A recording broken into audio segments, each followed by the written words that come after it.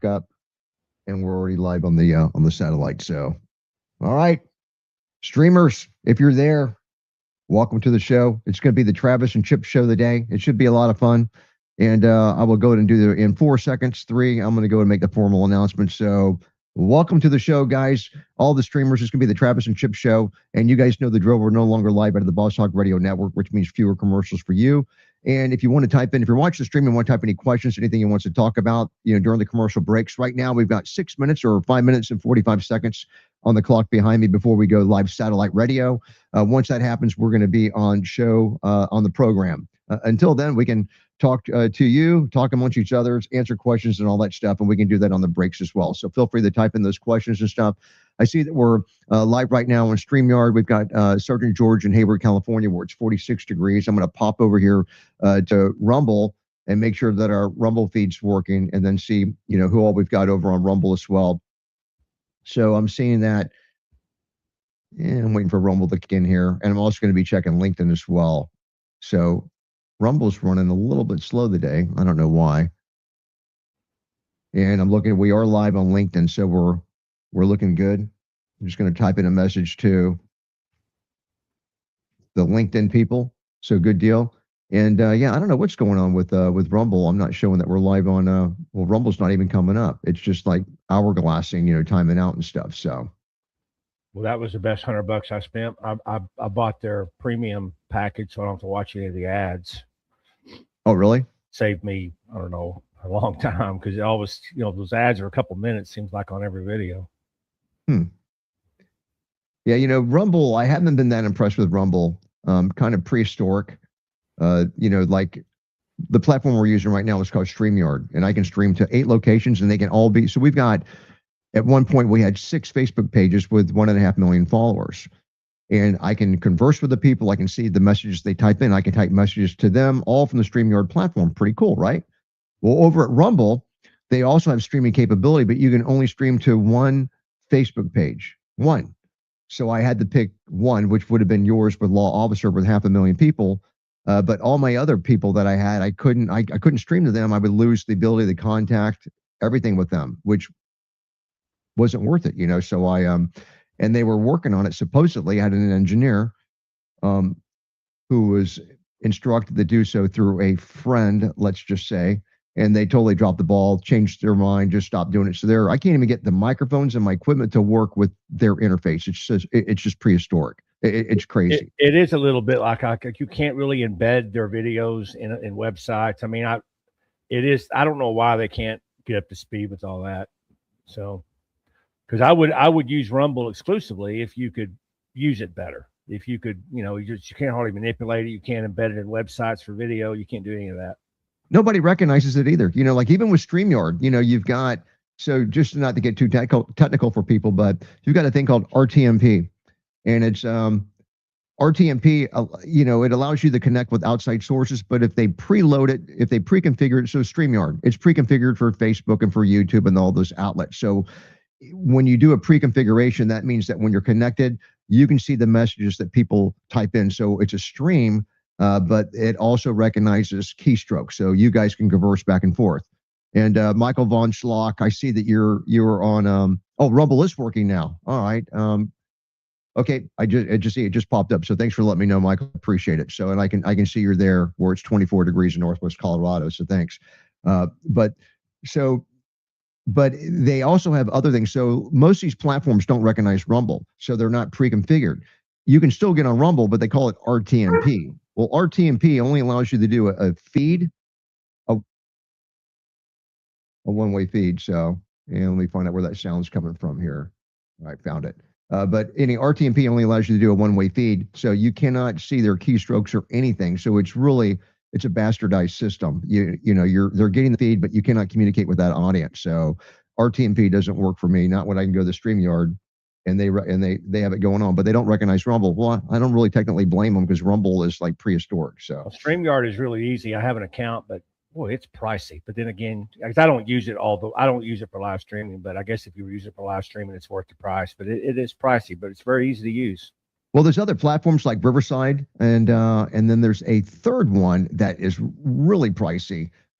So really, in the scheme of things, My monthly bill for StreamYard, to be honest with you guys, is like 80 some bucks a month. It's like nothing. Yeah, compared to what you get, with it. Yeah. Yeah. So I love StreamYard. Oh, you locked out on me, Chip. You're frozen. Hopefully that's my end, not your mom, not my end. All right. You got me now? Yeah. Okay, good. Yeah. You got to love the internet. It's, there's always a human component, Yeah. All right. So we're getting close to the radio, guys. We're about 40 seconds away from going live satellite. So Can at you least stream the on internet. Discord, George? George is talking about Discord. Can you stream on that? I don't know that Maybe you much can. about Discord. Discord. Is It's it a yeah, a gaming platform or a? well, it is gaming, but it's a community, so you can put stuff in there, kind of like a Facebook feed. But I don't know if you can stream on it. That'd be cool if you could. Yeah, I'm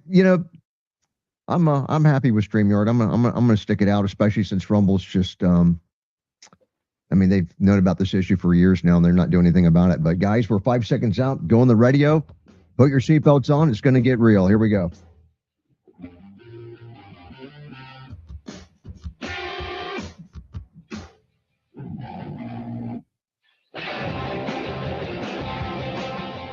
All right, guys, and welcome to Leo Roundtable at leoroundtable.com. My name is Chip the Block, and I'm your host, and we're a group of law enforcement professionals that talk about today's news and issues, but we do it from a law enforcement perspective. And I'm going to introduce Dr. Travis Yates. He's retired major from the Tulsa Police Department, and he also is the founder of lawofficer.com. And yeah, we're not even close to being done. He is the author of The Courageous Police Leader, travels the country doing seminars as well, because we do have a problem with courageous police leaders. Look no further than Minneapolis. It's just crazy.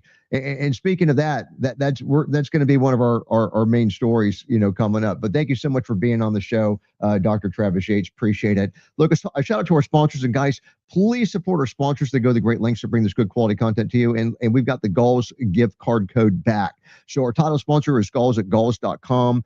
And hey, use that radio gift code. It's radio 15 to get 15% off your next order. If you missed out on the sales during the holidays, you got it. You got radio 15. You got our gift card code.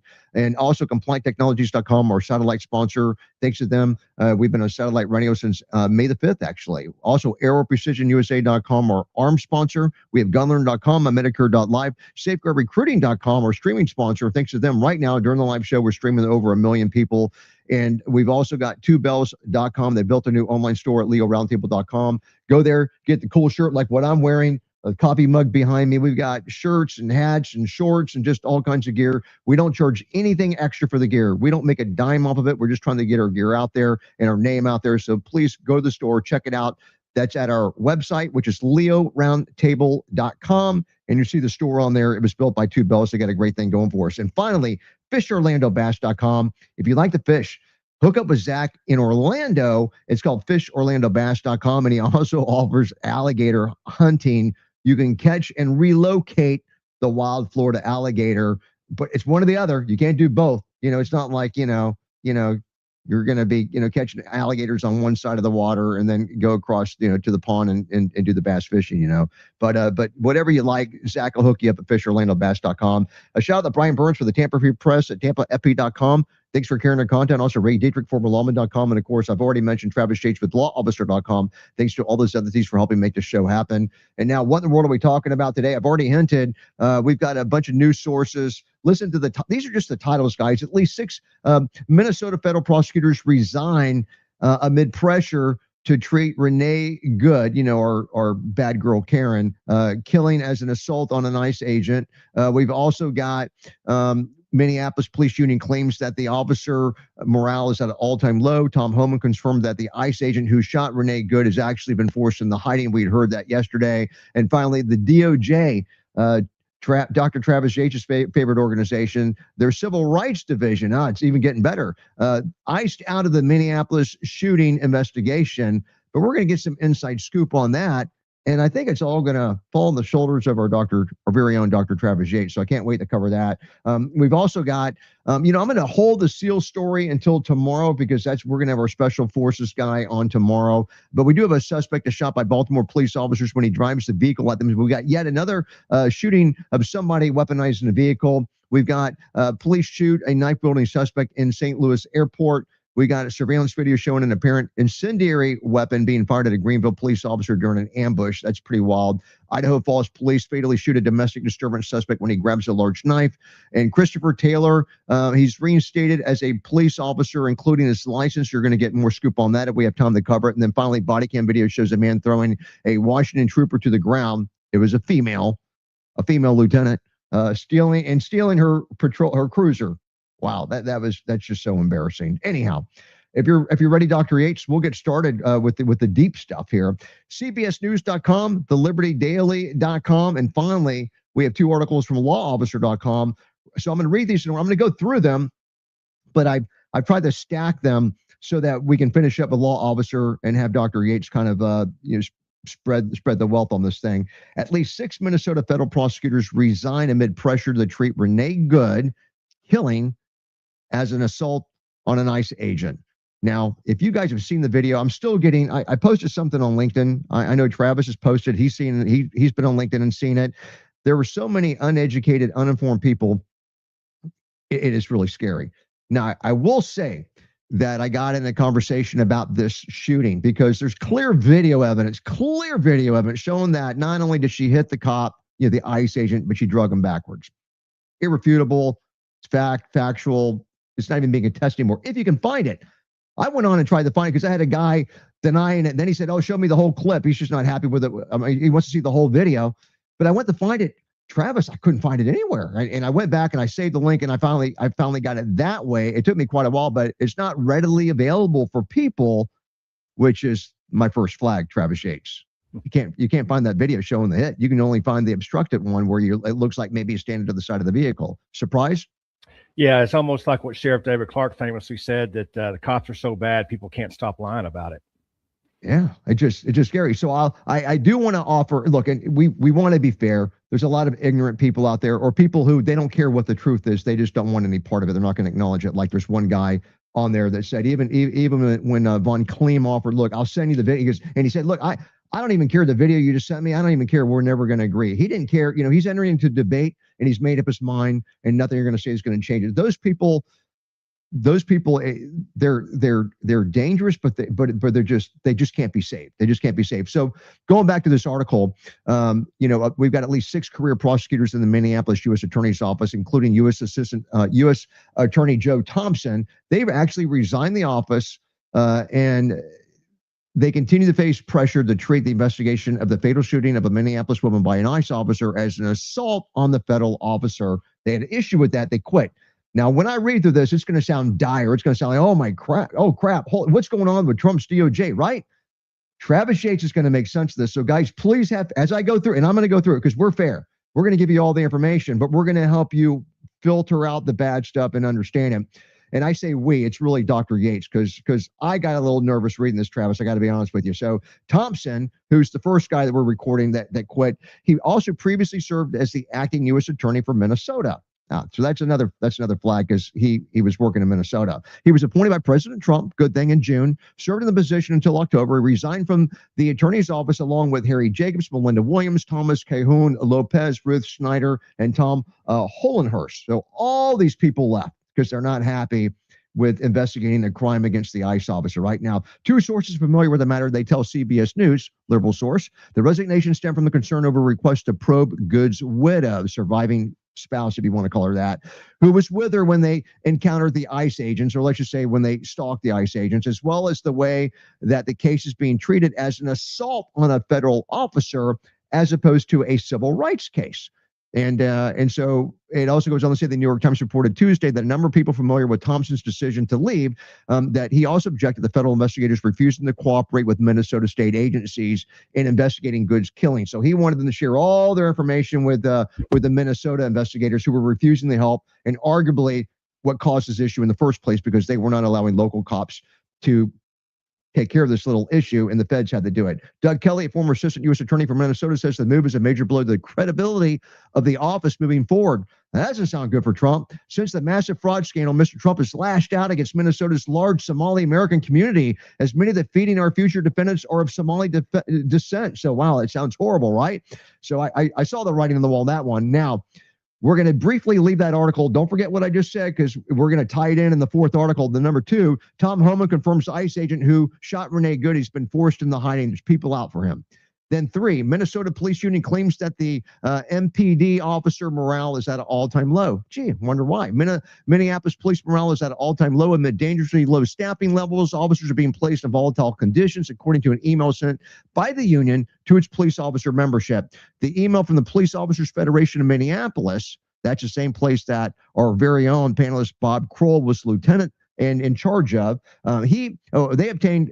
Crime Watch obtained the email. It was addressed several issues contributing to officer stress and burnout, including officers having to navigate, quote, shifting political narratives and political rhetoric and inflammatory statements from elected officials. So they're not committed, right? They're bouncing all over the place, thanks to Jacob Frey, Tim Waltz, and even O'Hara, their chief. Now, Trump down to the best part about this. It's tying it all in. The fourth article by lawofficer.com, DOJ Civil Rights Division. It's not the DOJ, and we're not just talking about Minneapolis or Minnesota. We're talking about the Civil Rights Division. Travis will touch on what exactly they do in a minute, but it's based out of Minneapolis, and it's concerning the shooting. Federal officials investigating the fatal January 7th shooting of Renee Good in Minneapolis have sidelined the Justice Department unit that typically handles civil rights reviews of officer-involved shootings, according to multiple reports. The shooting involved the federal immigration officer. Their inquiry is now being led by the FBI alongside the local U.S. Attorney's Office, as reported by the Washington Post. Now, we're getting close to commercial break, so we may have to finish this up after the break. But in many high-profile uses of deadly force, the DOJ Civil Rights Division, particularly its criminal section, they assess whether civil rights prosecution is actually warranted, including potential violations under a certain federal code. It goes on to say, but in this case, CBS News reported that career prosecutors who offered to deploy, that they were told the division was not actually going to participate. We're almost done, guys. Commercial break. Stick with us. It'll be worth it. We'll be right back.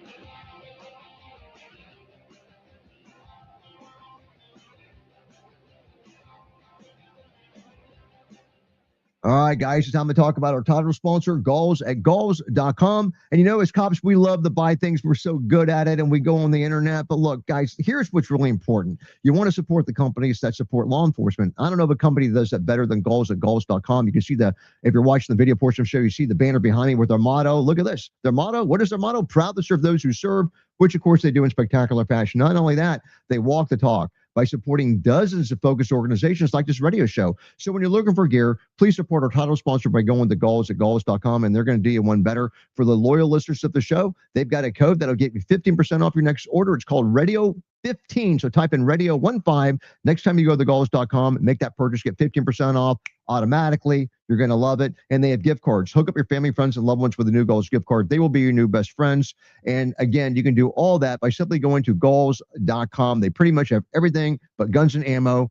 Check it out. Now, we're going to hop over Compliant Technologies at CompliantTechnologies.com. And of course, you know, our favorite product they have is called the Glove, but they are committed to providing non-lethal solutions to help officers gain the upper hand safely and rapidly in a humane, low-optics manner, utilizing what they call their CD3, which stands for Conductive Distraction and De-escalation Technology. Now, their flagship product, we all know by now, it's called the Glove. It's helped officers tens of thousands of times with no injuries. And you heard that correctly. It's called the Glove, and it's had no injuries. They've actually achieved non-lethal status in an arena that predominantly can only offer less lethal results.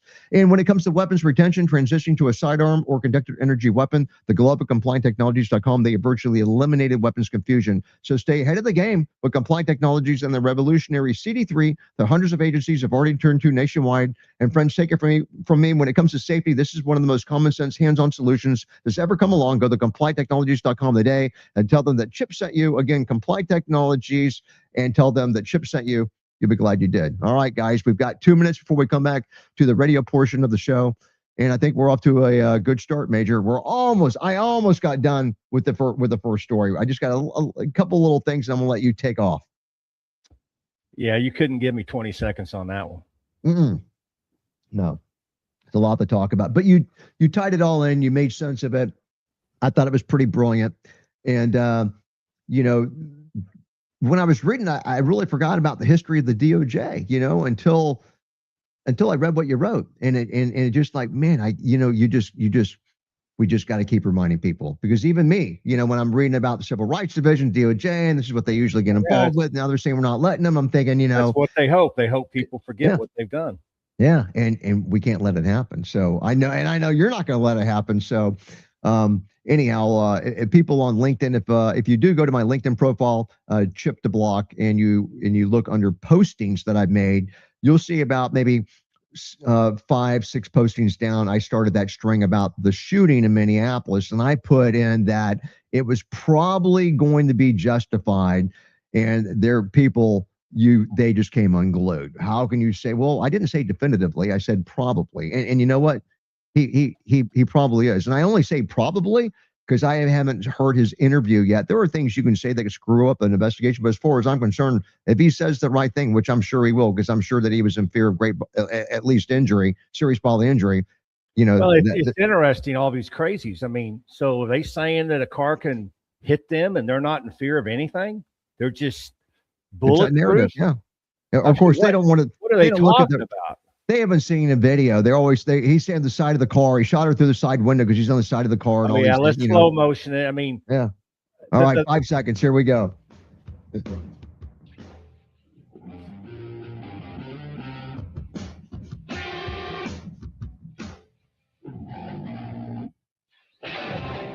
All right, guys, welcome back. Leo Roundtable at leoroundtable.com. My name is Chip the Block, and I'm your host. We're joined by Dr. Travis Yates, retired Tulsa police major, and we're talking about what's going down in Minneapolis. And this last article that I started on from lawofficer.com, DOJ Civil Rights Division iced out of Minneapolis shooting investigation.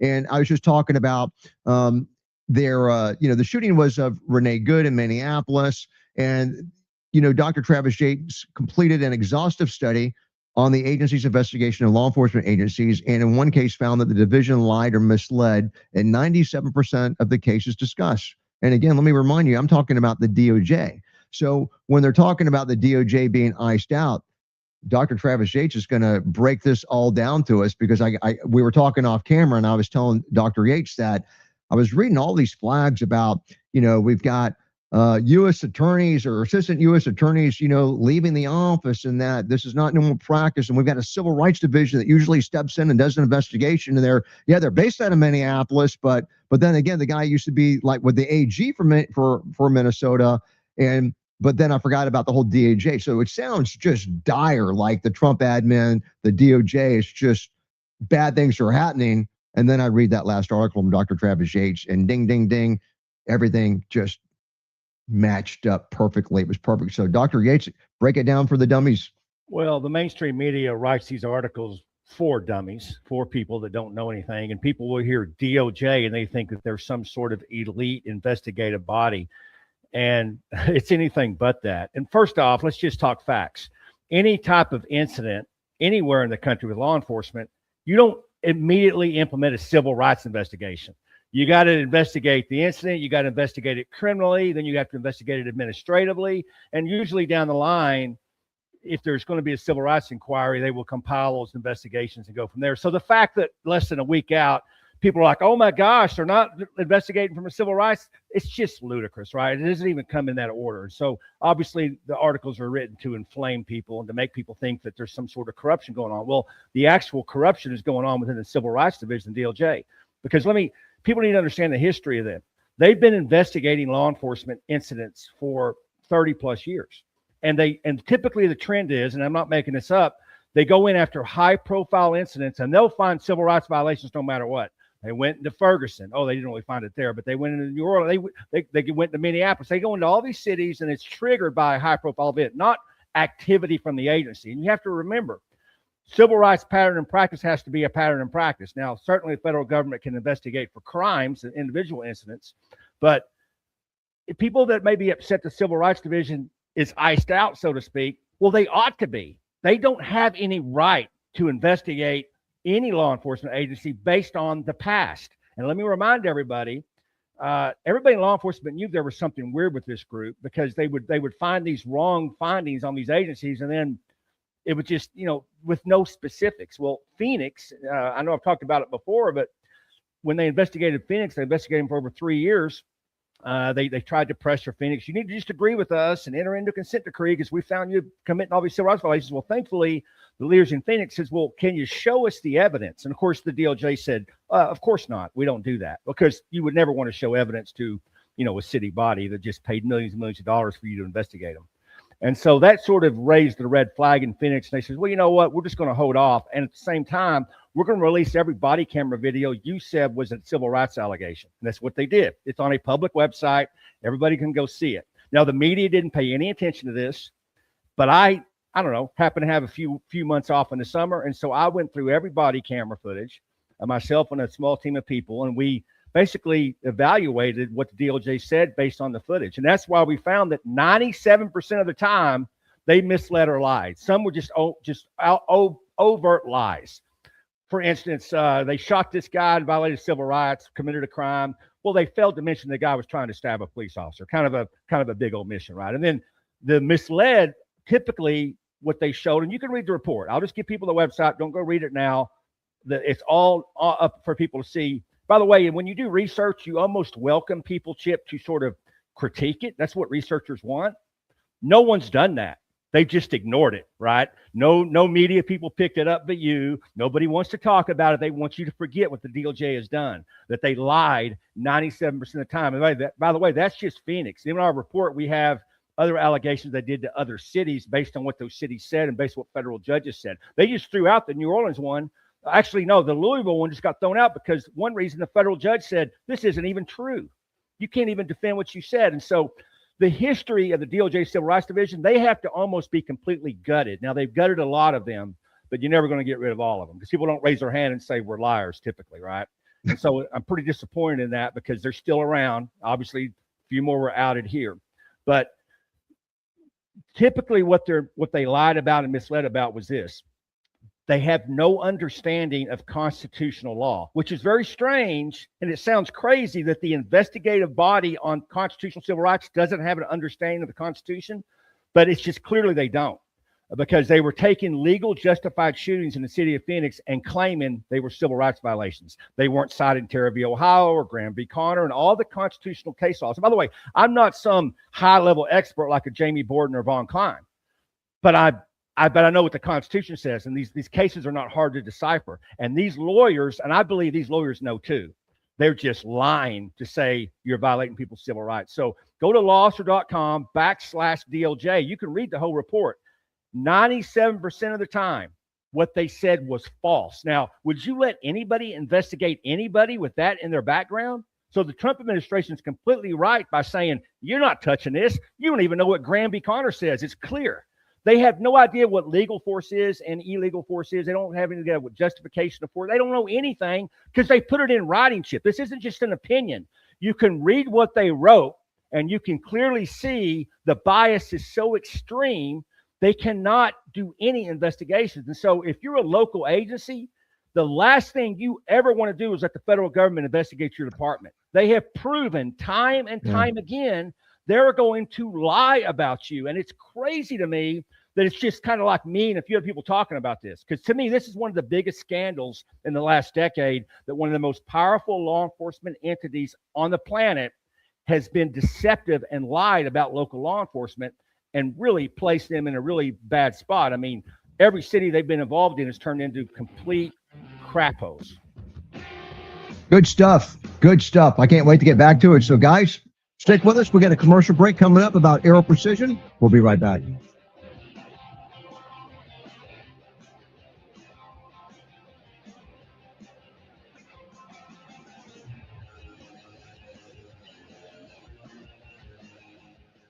All right, guys, it's introducing Aero Defense by Aero Precision at aeroprecisionusa.com, a beacon of durability, dependability, and all-American craftsmanship in the realm of duty rifles. And yes, we're talking about long guns. They're born from an aerospace engineering company, so you know these guys know what they're doing. And Aero Defense by Aero Precision demands perfection because settling for anything less is not an option when your life is on the line. Visit aeroprecisionusa.com for a lineup that matches every discipline because they basically have something for everybody. And, way back since 1994, they've been quietly leading the AR builder parts domain, but now they're making waves in the complete rifle arena with Solus bolt actions, and that's not all. Their M4E1 Pro and Mod 4 handguards, they already hit the market at aeroprecisionusa.com, the embodiments of duty rifle excellence, but they're now being tailored for the civilian customer. That means that now you guys have access to the Primo stuff and their M5 AR three-way platform spectacular. So don't settle for less when you can have the best. Head over to aeroprecisionusa.com. Again, aeroprecisionusa.com.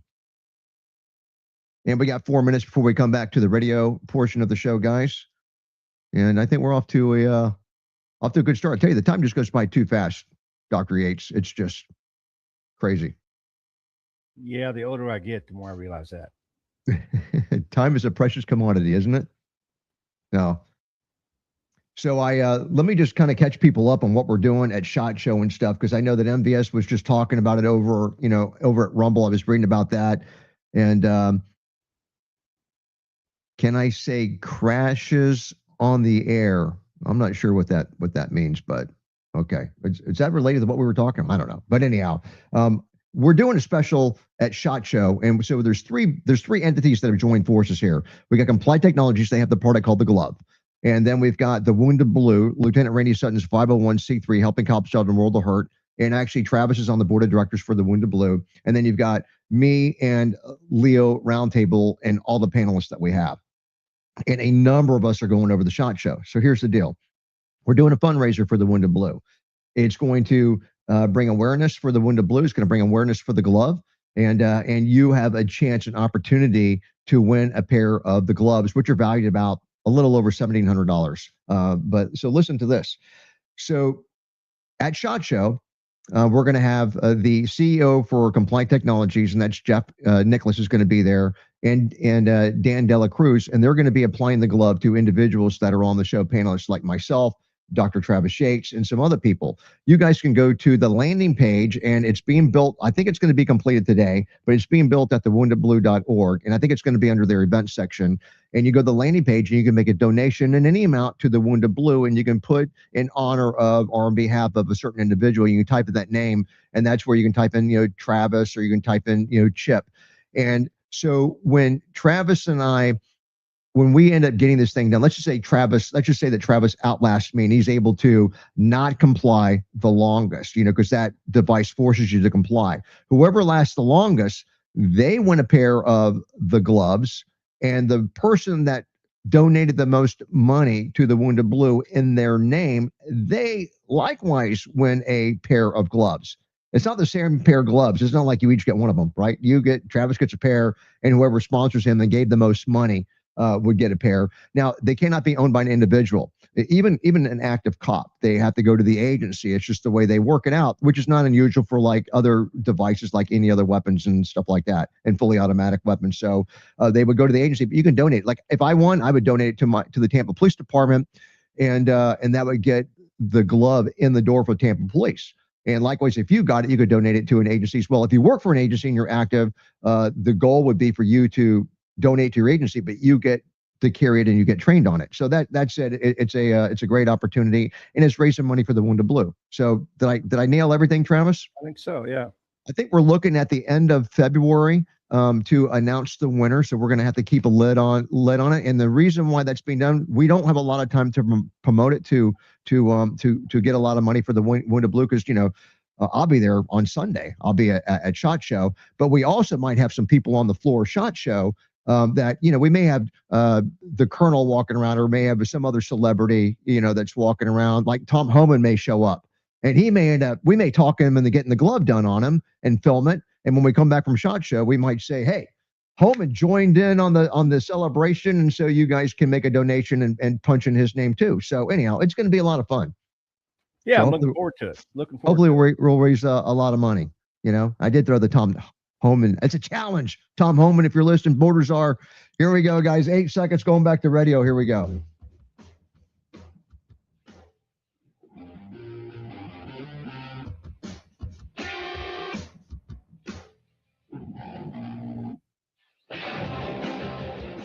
All right, guys, welcome back. Leo Roundtable at leoroundtable.com, the law enforcement talk show. My name is Chip the Block, and I'm your host. We're joined by Dr. Travis Yates, retired major from the Tulsa Police Department, also author of The Courageous Police Leader, and he's also at travisyates.org. And, you know, he was just talking about the DOJ and reminding us all that these attorneys for the DOJ that are leaving in the Minneapolis area because they're not comfortable with, doing the investigation against our Karen that ended up getting killed, that was attacking the ICE officer and stuff.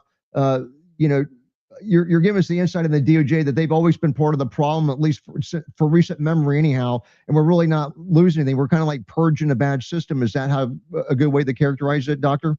Yeah, and something for everybody to remember. The law says it doesn't matter what you think. Doesn't matter what you think watching a video in the confines of your home.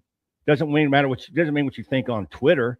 What did the officer believe at the time this happened? That's what the law says. And you can not like the law. You can be mad about the law. But the fact is, these type of incidents are not unique. We're going to talk about one a little later in this show. These happen every week in law enforcement, just like this. They're very similar, and nobody says a word. So everyone that's all up in arms over this is very disingenuous about it, and they've just brought emotion and politics to really gray up their minds, so to speak. So if you had any sort of critical thinking skills, you would sort of take a step back and go, does this happen in law enforcement? Well, I mean, around 21% of the attacks on law enforcement that involve use of deadly force involves a vehicle. So, there's that.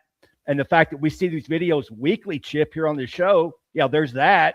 But people that are so embedded emotionally and they have whatever the TDS is with Trump derangement syndrome, they can't step away from that and actually think about it. And people know us enough, Chip. If this thing was horrible, we'd say it, right? We've said that plenty of times on this show. So it's unfortunate that you can't think, but that's what this show's about, and hopefully other shows about. We're going to give you sort of right down the middle what sort of what critical thinking, what the law says, what the Constitution says, and you can not like that, but don't blame us, blame the law. Well, thanks. Excellent point. And I have a URL on the screen. I know that we've got a lot of, radio listeners or maybe podcasters that can't see the screen, but you mentioned the website to get more information about the DOJ and just really how dishonest they are. lawofficer.com/DOJ. Is that correct, Doctor? Yeah. I mean, and I welcome anybody, go check it out. And if you find something wrong, let me know. Because no one's found it yet, because they'll be the first. What they said. We took what they said and put it on paper, and we compared it to the Constitution. Is really all we did. Yeah, it is not a, when you read that story, and like I did, like we explained, when you read it, it's really not bad news after all, guys. Hey, moving along, we're going to jump to a story where the first video component, rumble.com, our favorite law enforcement video channel called This Is Butter. And look, if you're looking for good police videos that come out before anybody else has them, This Is Butter is at rumble.com. Had an issue with YouTube like I did. And also actually lawofficer.com has got them too. But Baltimore, Maryland, a man is in stable condition at a hospital after he was shot by police while charging at officers with his vehicle. Wow, another one. And this they gave this announcement on Tuesday. So the shooting happened around 8:15 p.m. in the evening. It started off when officers respond to the area there's a narcotics call. They attempt to stop a car. The driver flees. Officers follow it through the city, and he makes a mistake. He goes down a dead end, right? That's the downside of driving on an area you're not familiar with. Now he's in a dead end. He's got the cops behind him. What's he going to do? So he stops the car. They get out. They're behind him. What's he do? He puts in reverse, and then he charges at the officers in reverse. Multiple officers fire their weapons into the car. Officers strike the driver. He's a 37-year-old. He ends up being in stable condition at the hospital. They don't give his name, and I hunted for it. And just kind of, looking at my show notes, I know that he stops at the dead end. Shots are fired at 3 minutes and 16 seconds on the video after he attempts to ram the officers once. And then he had already attempted to ram them once. I didn't hear any shots being fired. This is the second attempt to ram officers that they finally fire. And then at 3 minutes and 40 seconds, he's been shot, but he's still moving around the vehicle, but he backs the car up again. He looks like he's going to go for it again, but this time in forward in gear and drive, changes his mind. Oh, the door opens up and he crawls out and hits the ground, and they end up arresting him. So we got a couple decent body cams of this incident. Dr. Yates. Yeah, I mean, just because it's timely, you can look at this video and the one in Minneapolis, and it's actually very similar. The car backed up, the car went forward. The only difference is the officer wasn't struck by this car. And this car was a good 15, 20 feet away from the officer when he fired his weapon, other than the other video where the car was right up on him and it struck him. So no one will say anything about this. It's to be legal. It's to be justified. Federal government, DOJ, everybody knows was going to say a word because it's the politics aren't wrapped around it. But these happen a lot. Which if you're outraged about Minneapolis, then you ought to be outraged about this one. But they won't be because people are being very disingenuous and lying about their opinion. Thank you. So right. Even on LinkedIn, people weighing in. Well, how can you give a conclusive, statement by saying that it is justified and this and that? It's people forget that. Look, we got some great companies and organizations like Force Science, where Von Kleem's at, and Jamie Borden with Critical Incident Review, and Danny King, but they don't enlist the services of these guys on every police shooting around the country. Guess what? Agencies who work with the local DA or state attorney's office are able to determine in an extremely short amount of time whether or not it's a justified shoot. You've got your physical evidence, but there's a lot of times to where you've got to interview your witnesses and you've got to interview your officer, because really what's important normally is what's going through that officer's mind, right? I mean, is he really in fear? And if he is, what's it in fear of? Or is it for himself or somebody else? And would a reasonable officer do all that? But you can look at video evidence, and unless the officer opens up his mouth and really screws things up, and I'm going from my opinion, you'll know most likely whether or not it's a justified shoot. But this is not stuff that takes weeks or months typically. I mean, there are other scenarios that might be more complicated. You could have at MacDill Air Force Base here in Tampa, we had a guy that was trying to get away from cops and breaching the Air Force gate, and we had like an OK Corral shooting where we had like, I don't know, dozens of officers shooting, and we had a dead guy. We had a crash gate at MacDill Air Force Base, and we had federal property and it was just a mess, and a lot of players. But normally these things are done very quickly. If you're going to go to court and this guy's on trial for murder or homicide, manslaughter, whatever, then it's going to get down to the nitty gritty and with the forensic science portion of it. Your thoughts, Dr. Yates? Yeah, and you've heard a lot of talk this week about, because the officer said a cuss word afterwards, he had intent to do this, and then she did not have intent, and she did not have intent to run him over. Okay, first off, are you sure that's what he said? Because if you're saying he said it, it opens yourself up a defamation lawsuit. And hint, there were a lot of officers on that scene. Don't be so sure he's the one that said it. Maybe we'll talk about that in a future show. Secondly, the law says intent doesn't matter on a suspect or him. It doesn't matter what the intent is. The law specifically says that in Graham v. Connor. The intent or motivation doesn't matter because these are split-second decisions, is what the court said. So all this talk about intent, it doesn't matter, which is why they can adjudicate these so quickly, as you said, Chip, because if you had to understand what intent was and motivate and what motive was, that takes a long time if you ever get that. But the law says that intent doesn't matter. What matters is at that moment in time was what the officer did objectively reasonable based on the information he knew at that moment in time, not what you find out later, not that you found out that she had a stuffed doll in her car or whatever it is, right? So once again, people that are crazy, that don't want to think, they don't care about what I just said. But I think critically thinking people will want to go look up Graham v. Connor, 1989, read what it says. It's not rocket science. You'll see right then and there why there's a lot of objectivity when it comes to these incidents. I know we're kind of going, we're not really off topic, but I'm talking a little bit longer about my LinkedIn post. A lot of the people weighing in that are passing judgment and bad judgment, they don't like what I said or the video, the guy, it's not a justified shoot. They don't even live in this country. I remember last night, I'm on my cell phone, I'm driving my wife crazy. You just can't get away from it. I'm like, well, no, I run a news program. So, but it's some chick in Denmark. And so my only response was, because I had already responded to like a dozen people already. I just wrote her back, thanks in advance for Greenland, and yeah, and I appreciate you tagging me on that LinkedIn post because I saw. Oh, you saw that. Oh yeah, because people are responding to me and they said today some guy was like, what about Trump? And I was like, I didn't even say it, but I'm like, bro, you're supposed to be on Twitter. What are you doing bringing that over here? And that shows you their mindset, right? This has nothing to do with Minneapolis. This has to do with their hatred for a president, which is exactly always been very, very strange to me. I've had presidents I didn't particularly like, but I didn't spend hours of my time talking crazy about the president, right? I just voted a different way. So it's definitely a mental illness I think we're seeing with people acting that way. Well, yeah, and mental. That's a and talking about mental illness in this country, that's like a whole day show. That may be interesting to talk about during Shot Show.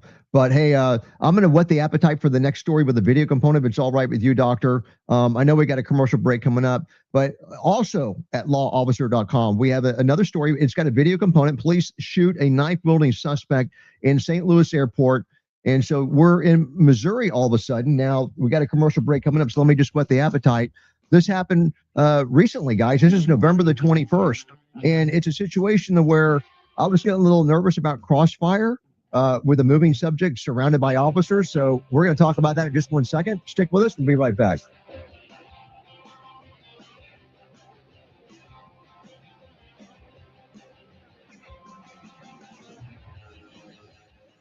All right, guys, it's time to talk about GunLearn at gunlearn.com. And as law enforcement officers, we deal with guns every day, but it's what we don't know about them that gets us into trouble. Injuries, civil lawsuits, accidental discharges, misidentifications, lost prosecutions, and disciplinary issues. But gunlearn.com, they have your back. You can quickly become extremely firearm knowledgeable by simply learning 14 training modules from the convenience of your home or your office, or by attending a live seminar at gunlearn.com. You can also become a safe, accurate, and competent certified firearm specialist like our very own Captain Brett Bartlett and also attorney Ken Afianco. Now, the course has had huge success in raising the bar of firearm knowledge, and GunLearn has been a trusted source since way back in 2011 by gun manufacturers, federal agencies, forensic organizations, and police departments nationwide.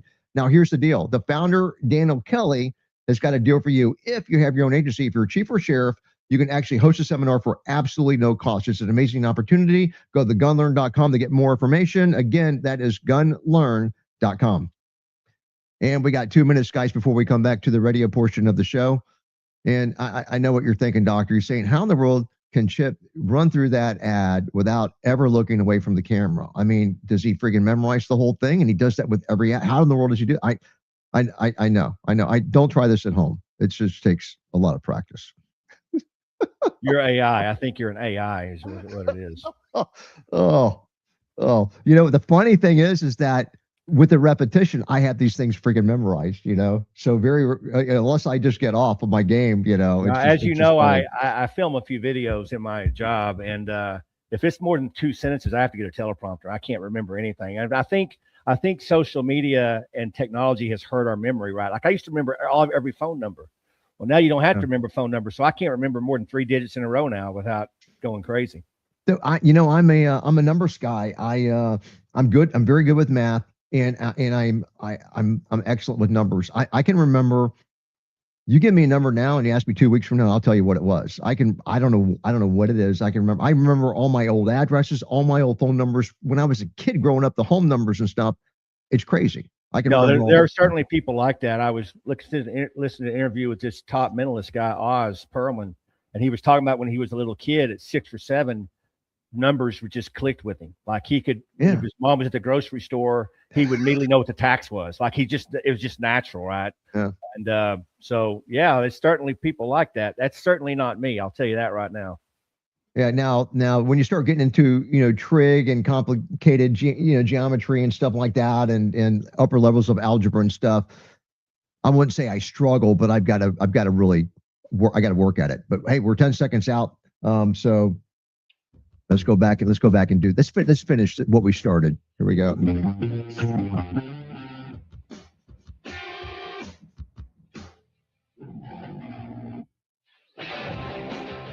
All right, guys, welcome back. Leo Roundtable at leoroundtable.com. My name is Chip the Block, and I'm your host. We're joined by Dr. Travis Yates, retired Tulsa police major and also author of The Courageous Police Leader.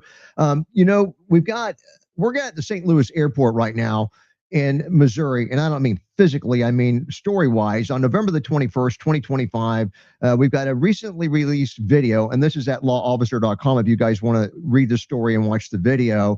And so St. Louis Airport Police are doing foot patrols in Terminal 1, and there's this adult dude there named Darius Kennedy, and he's outside the restroom, and officers instruct him to leave the airport, and he refuses to comply. So look, the first flag, non-compliant, right? He refuses to follow the officer's commands, and he pulls out a knife from the sleeve of his jacket. That's a second problem, right? So officers to issue multiple verbal commands to this guy, instructing him now to drop the knife. Of course, he ignores commands, and now he starts to move forward towards the officers. Now, the officers, I will tell you, to create a visual picture for the people, like a word picture, they have surrounded this dude. And we've got, let me go with my show notes. I think I counted four. I think I counted four officers. Oh, okay, yeah. There's at least four officers. You can see four officers in the video surrounding this guy. So now he's coming at these guys with a knife. And so you've got one officer deploys a taser, and he actually hits the bad guy, Kennedy, but it's not effective. He's still armed. And now he turns and he runs in the direction of another police officer. That officer fires a service weapon and he hits the bad guy, who's pronounced dead at the scene. The investigation later determined that Kennedy was 31 years old and that he was unhoused. So he was, transient. And I'm just looking here at my show notes. We got a couple body cam videos of this and a surveillance video as well that show this. But I don't know about you, doctor, but I was watching the video and I'm watching where everybody is and I'm watching the backdrop, and it was just making me really, really nervous. Yeah, I get pretty angry when I go to the St. Louis airport. I fly through there a lot because unless you're an alcoholic, there's nothing to eat at that airport. They just have bars. They don't have many restaurants. And I'm usually flying through there late at night on a flight. But I would never think about doing this. Well, as you talked about, I would never normally say that a taser played a role in a man with a knife. And I'm on this show all the time going, what are we doing? Like, these things don't work very much. And they don't work very much, not if they're not used appropriately, but we use them on everything. But this case, I will actually say it was pretty clear that the officers had a plan, because one officer was completely on taser and the other officer was completely on lethal force. And so as soon as the taser didn't work, lethal force kicked in. And so I would say this was an okay deployment by that. But they had to have known long before that he attacked them, which is what he was doing, trying to run towards them, that this is going to happen. And this is the biggest thing. And as you know, Chip, I talk about this a lot. I'm involved in this thing called focus training, field observable cues for unknown situations, where we have gone back and we have used research and science to look at what occurs prior to violent attacks. And one of the most common is what we call a declaration. Verbally, it doesn't happen every time, but it happens quite commonly. But when it happens, you got to get ready. Verbally, they say something that makes you think, that doesn't make sense. And so when the guy immediately tells him, you're going to have to kill me tonight, that's a huge red flag. So it was not a shock to me that once he said that, he then started not complying. Then he started target fixation. He started turning. He started looking at each officer. So you have to know in that moment, it's happening. There's no more talking to this guy. There's no more trying to de-escalate.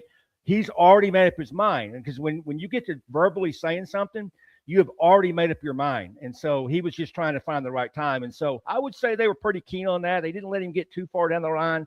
Obviously, it's in an airport. He starts running around, a bunch of officers around, very fortunate. But I thought overall they handled it pretty well. All right. Very good. Yeah. At least, only the bad guy got hurt on this one. So good deal. And I will say, it's an airport. It's a terminal 1, right? But I didn't see a civilian around, period. They did a really good job they must have blocked it off. Yeah, I think that's what they happened, because they just didn't show up with one on taser, one on less lethal, in that they without talking about it. I think they probably had a plan. They cleared it out. I've got to think it wasn't past security because he had a knife, but hey, it's TSA, so you never know. But yeah, I think overall the reason they were successful in that is there was good planning. Which, if you have time to plan in these situations, it's always the best thing to do. You don't always have time, but if you do, it's great. Yeah, right. Good point. Because if it would have been the San Francisco, he would have grabbed a female right next to him and held her hostage. And remember that one where they actually were able to, yeah. Anyhow, moving on. Look, your choice, Dr. Yates. I'm gonna give you two choices if you don't mind. So we've got our officer that gets reinstated and he gets his license back. And it is, let me think. I believe that might be, is that Albuquerque, or it's Austin, Texas. So that was the officer. He ends up getting acquitted and he gets his license back. And we've got the other one where we have our black female lieutenant that is a trooper. Her and all the other female troopers that are being so nice to this guy, they're giving him a warm blanket. It's raining outside and stuff. And then he turns and he rips her out of the car and he steals her cruiser. We've already covered that once. Now we just have body cam. So we've already covered it, but we would cover it again. But we got a little less than 4 minutes. What's your preference? We have to cover that one, right? The body camera was just Too All good. right. All right. So rumble.com, this is Butter, is the name of the channel. Body cam video shows a man throwing a Washington trooper to the ground and then stealing her patrol car in Seattle. So yeah, Washington State Patrol. We've already covered it once. I'm going to go very quickly. Our bad guy, 24-year-old Alexander Eugene Smith, told investigators that he smoked meth before the incident. So it shows troopers talking to him. And look, these are like all. There was one dude. I don't know if it was a dude. There was one that was questionable. I don't know if it was a dude or a chick, but but it was, other than that, it was most certainly all females talking and dealing with this guy. And then he ends up walking down the center lanes of I-5 near 85th Street. And no one's forcing him to get off the freaking interstate. I just couldn't believe how just not lackadaisical, but just, we don't want to offend him. We don't want to hurt him. We don't want to force him. Give him a blanket. Yeah. Let's do this. Oh my goodness. So sure enough, eventually this guy bolts across the interstate, and now she leaves her car, and she's out on the radio, and just only people coming are like other females. And then sure enough, he grabs the lieutenant. Well, he says as he's walking, crosses all lanes of I-5, and the lieutenant approaches Smith, tells him to stop. He violently pulls her from the patrol car, gets in the driver's seat, and then she's knocking on the door because it's locked from the inside and he won't open, and then he speeds off. So she stops the driver and asks them to call 911. Dude, what's up with that? Do they not have like portable freaking radios? Or is it just one in the car like in the old days? And now they chase the stolen car, and they end up doing a pit on it, which was just like heavy damage to that thing. And they pull the bad guy from the car and arrest him. Dr. Yates. Yeah, this is a video everybody has to see. And unfortunately, I think people are making a big deal about being females. I've worked with plenty of females that would take care of business. Well, this wasn't one of them. This wasn't one of them. And so she and if you haven't seen the video, like literally, this dude just takes one hand and just throws her out of the car, and then gets off and drives off. But the best part of the video is after he drives off, she starts going, no, she starts moaning, right? No. Yeah. And then another officer pulls up. And not that she's got enough shame about what happened. She couldn't sit in the passenger seat because there's a bunch of stuff there. She's got to get in the back seat of the police car to go chase this guy with this other officer. So, yeah, she's probably not going to be able to live that one down without a few cartoons and a few memes. But hopefully we learn from it, right? There's a time to be nice and there's time not to be nice. And this guy had given them no indication it was a time to be nice. I mean, so it seems pretty ludicrous we were even in that position to begin with. Yeah, I'm not saying that there's no place for females in law enforcement. I'm just saying don't stack the deck with female officers on your department because things like this are going to happen. I saw 3 or 4 troopers and they all looked like they were female to me. And I'm just saying, what is that ratio? They're trying to get, there's that movement, they're trying to get to 33% of law enforcement officers being females on every department. That's just, you hire people based on ability, not to fill a freaking stat. You're only asking for trouble and you deserve what you get. But, when I see all these troopers showing up at the scene, now finally, when they had to ram the car, there were male officers that showed up. But when you've got a guy that ended up smoking meth and you've only got females there, and even if there's 3 of them, they're not going to be able to handle this guy. That is a safety concern for me. So I just, it became just very apparent watching the video. I don't mind there being a female trooper there, but at least, when you're dealing with people and then just call them this guy and not taking action, and probably because they didn't feel like I have to assume maybe they questioned whether they could take law enforcement action and go hands on with this guy because no one wanted to, so I'm not going to let the guy walk. If he doesn't want to get the interstate, I'm going to arrest you for freaking trespassing and, on state property, and boom, you're gone, and it just takes people off the street. They're falling, they look like they were following him for like miles down the interstate as he's walking. It would be a great conversation for another show to ask whether as soon as he got in the car and drove off, was that a deadly force situation? Can't get to it today, but that'd be a great conversation on a future show. Yeah, you're right. Yeah, I'm curious what she had in that car too. We knew she probably had a radio in there because she had to ask a civilian to call. If it's like the majority of police cars, you've got weapons in the car, and the car's a weapon. AR, whatever, shotgun, yeah. All right, The Wounded Blue, thewoundedblue.org. Check that out, and I support them monthly. Great organization, guys. Support our sponsors, Galls.com, CompliantTechnologies.com, AeroPrecisionUSA.com, Gunlearn.com, Medicare.life, Safe Recruiting, 2 Bells, and FisherLandoBass.com. Thanks for watching. We'll see you back tomorrow, 12 noon Eastern.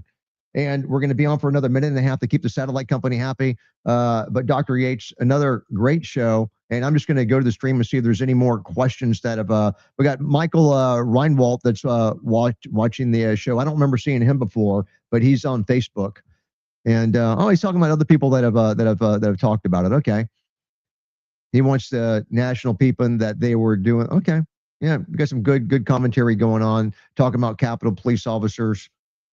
And also over here at Rumble, we've got all our guys over there too. So any final words for the listening audience, Dr. Yates? No, I appreciate everybody being over here, and keep coming back.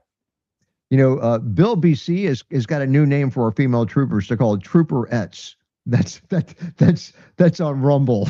Trooperettes. Well, maybe they don't. Maybe they don't identify as a female trooper. Maybe they're. Imagine the flack I would get if I say, "Well, we have a trooper, and then we have a trooperette," that were involved in the use of force. Could you imagine? Wow. I may have to try that, Travis, just to see what happens. It might be worth it. It might be worth it for clicks, for views. You never know. All right. Hey guys, thanks for watching the show. We will be back tomorrow, 12 noon Eastern. Thanks for the support. We appreciate it. We are getting closer to going to the SHOT Show. Just a refresher. Next week, when I'm at SHOT Show with Brett Bartlett and Travis Yates and all these guys, we are going. Producer Will is putting something special together for Monday and Friday. So that will be a previously recorded show. We are planning on doing live shows Tuesday, Wednesday, Thursday from SHOT Show. There's a lot of prep work involved in that. I've got, I think, everything lined up to make this thing work, but we've never done a remote broadcast before. So I just say that as a disclaimer. If something happens at the last minute, their Wi-Fi goes down. I've even got, it's getting delivered today. I ordered a cell hotspot that has an Ethernet connection on it, just as a backup. So I got 3 ways to get internet. Talk about redundancy, and I'm taking all the gear. So I think we're going to be in good shape. But we've never done this before. I've got a $4,000 satellite box I'm taking with me that's supposed to work just fine. So anyhow, hopefully everything will work good, and we'll be doing live shows. And also Mike Fadden, CEO of Gauls, is going to be there on the live show with us the first day we do it on Tuesday. So there was pressure on me to get it right the first time. So anyhow, looking forward to that. Don't forget about the Wounded Blue contest that we're going to be doing involving the glove. And that landing page will hopefully be showing up there under the event section, hopefully sometime today. And we will see you guys tomorrow, 12 noon Eastern. And I'm going to kill the live stream.